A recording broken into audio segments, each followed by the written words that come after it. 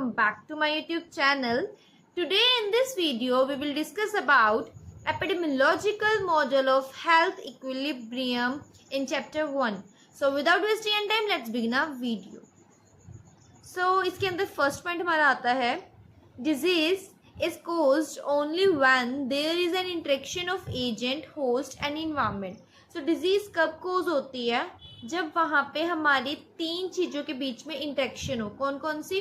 Agent, host और environment. जब ये तीनों चीज़ें आपस में इंटरेक्ट करेगी तो वहाँ पे डिजीज होने के चांसेस होते हैं, डिजीज कोज हो जाती है. ठीक है. नेक्स्ट पॉइंट आता है disease will occur only if the host is weak, the agent is strong and the enters the host through right channel. So disease कब हो सकती है? डिजीज तभी हो सकती है जब जो होस्ट है हमारा, ठीक है, वो वीक हो. मतलब जिसको होने वाली डिजीज वो होस्ट क्या हो, वो वीक हो. ठीक है. जो एजेंट है मतलब पॉजिटिव एजेंट जो होता है अगर वो स्ट्रॉन्ग हो और बॉडी के अंदर एंटर करने के लिए जो चैनल उसने एजेंट ने फॉलो किया है वो चैनल क्या होना चाहिए, वो राइट होना चाहिए. सो राइट चैनल, स्ट्रॉन्ग एजेंट और वीक होस्ट होगा तो डिजीज होने के चांसेस इंक्रीज कर जाते हैं, डिजीज अक्कर हो सकती है. ठीक है. For example poor environmental sanitation होगी, मतलब वहाँ पुअर इन्वायरमेंटल सैनिटेशन होगी तो हो सकती है. ठीक है. माल न्यूट्रिशन ऑफ अ चाइल्ड, अगर चिल्ड्रन जो है वो माल नरिश्ड है उसे भी होने के चांसेस है. And contaminated water can cause diarrhoea, और कंटेमिनेटेड वाटर होगा तो ये तीनों चीज़ें, इन्वायरमेंटल सैनिटेशन पुअर है, माल न्यूट्रिशन है चाइल्ड में और कंटेमिनेटेड वाटर वहाँ पे है, तो ये तीनों चीज़ें किसको कॉज कर रहे हैं? ये तीनों डायरिया कॉज कर रही हैं. ठीक है.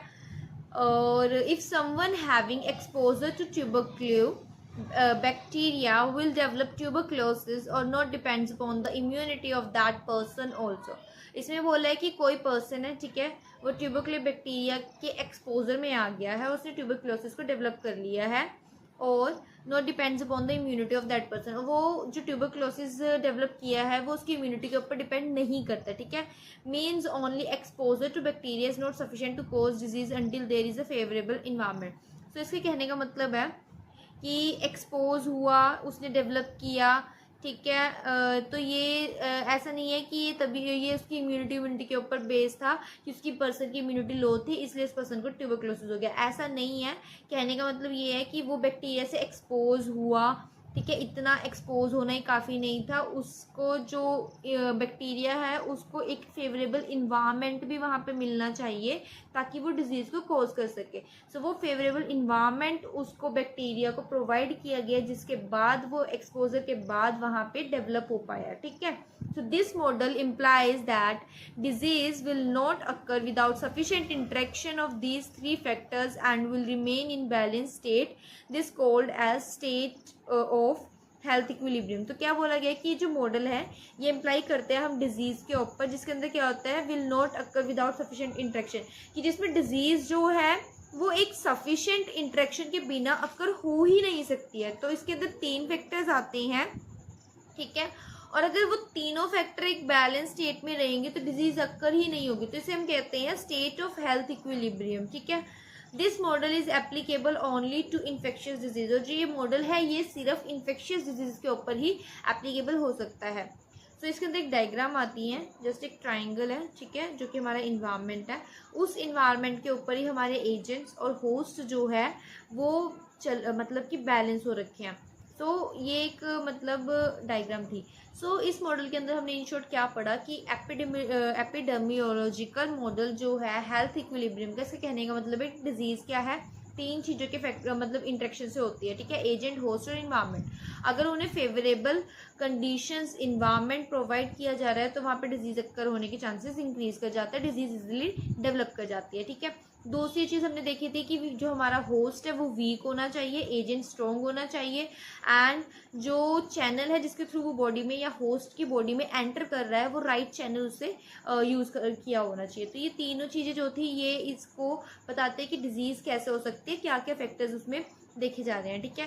फिर हमने एक एग्जांपल देखा था जिसमें कि इन्वायरमेंटल सैनिटेशन अच्छे से नहीं थी मेंटेन्ड, मालनरिश्ड था चिल्ड्रन, ठीक है, कंटेमिनेटेड वाटर था, सो वो क्या करता था, डायरिया कोज कर रहा था। तो ऐसे एक एग्जांपल हमने ट्यूबरकुलोसिस का देखा कि ट्यूबरकुलोसिस बैक्टीरिया से एक्सपोज हुआ, फिर वो डेवलप किया, तो यहाँ पे सिर्फ इम्यूनिटी फैक्टर ही नहीं था, उसकी फेवरेबल कंडीशंस मतलब फेवरेबल इन्वायरमेंट भी उसे प्रोवाइड किया गया जिसके कारण वहाँ पे वो डेवलप हुआ, ठीक है।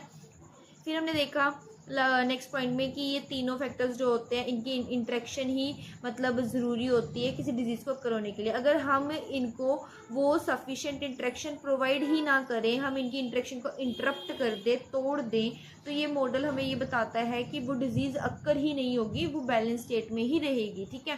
तो स्टेट ऑफ हेल्थ इक्विलिब्रियम का ये मतलब था कि अगर हम इनकी इंटरेक्शन को लिमिट कर दें या इनको इंटरप्ट कर दें तो वो डिजीज़ अकर होने के चांसेस ही नहीं है, ठीक है।